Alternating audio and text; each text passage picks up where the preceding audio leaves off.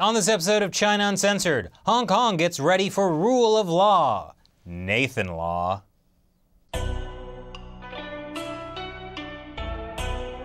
Hi, welcome to China Uncensored. I'm your host, Chris Chappell. Elections were just held for the Hong Kong legislature. It was a record voter turnout. Not since the British handover of Hong Kong to China have so many people showed up to vote. It's almost like they want a voice in the future of their special administrative region. And it was a crucial election. You could kind of look at it like it were a boxing match. In one corner, weighing in at 43 of the 70-seat Legislative Council, you have the pro-Beijing politicians looking to defend their business interests with the mainland communist regime.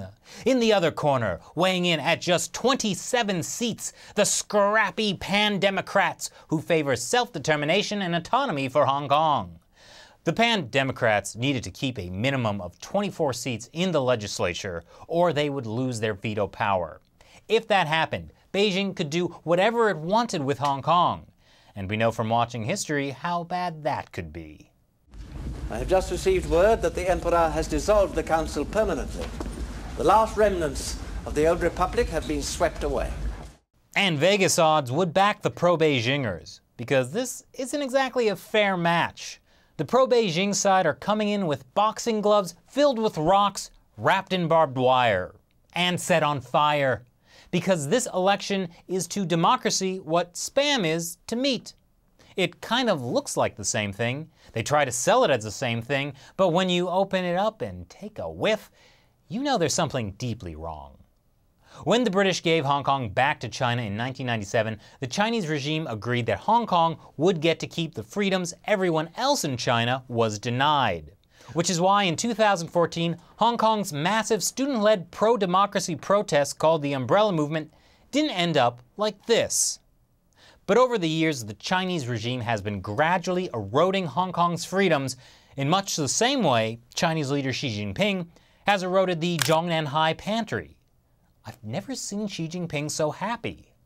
And as always, the party made sure this election came out in Beijing's favor. First of all, the election was only for 40 of the 70 seats on the Legislative Council. The other 30? Those are chosen by functional constituencies, basically a group of business leaders, special interest groups, and hooded robed figures that appear only under the light of a full moon. And these 30 functional constituencies pretty much always vote the way Beijing wants. In other words, officials with ties to the Chinese regime automatically have veto power no matter how the election turns out.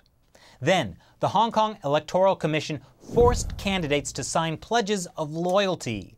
6 refused to sign or were considered insincere and banned from running. Did I mention the Communist Party was eroding freedoms in Hong Kong? Okay, so far so good. This is looking like a great election. Doesn't stop there though.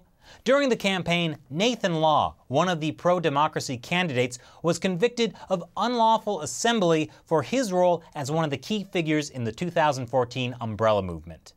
The good news is that a sympathetic judge said he was showing concern for society and sentenced him to only 120 hours of community service instead of jail time. So that didn't work out, but throw into the mix a little bit of vote rigging and general thuggery, and you've got this election in the bag, except for that whole record voter turnout thing. And Hong Kongers, for some reason, are getting a little afraid of mainland encroachment. So instead of losing seats, the pan-democrats ended up gaining. Now they have 30 seats in the legislature.